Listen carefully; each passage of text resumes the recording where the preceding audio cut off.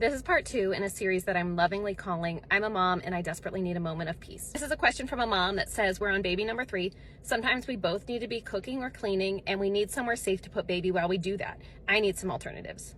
So developmentally speaking, our ideal is for baby to be able to explore on the floor as much as possible. However, we know as parents in practice that that's not always possible 100% of the time. I also want to point out, I got a couple of comments that were like, haha, my baby plays on the floor, like people were nervous about that. So I want to affirm you that the floor is a great place for your baby to play. Your baby should be playing on the floor.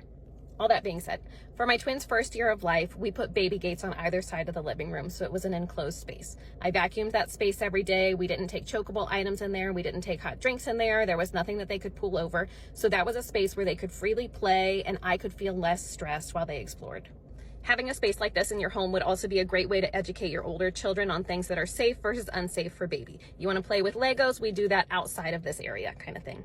For a similar setup, you can also get a playpen. These are great. I also set up 2 pack and plays so I had somewhere safe to put them if I needed to do something like run to the bathroom. I also put an O-ball in each pack and play so they had something fun to do while they were in there. They're great for oral motor skills and babies love them. For a 4-month-old, you can also use a bouncy seat for a short period of time. The key with bouncy seats is that you want baby's head to appear neutral and in midline. You do not want them to be slumped left, right, or forward.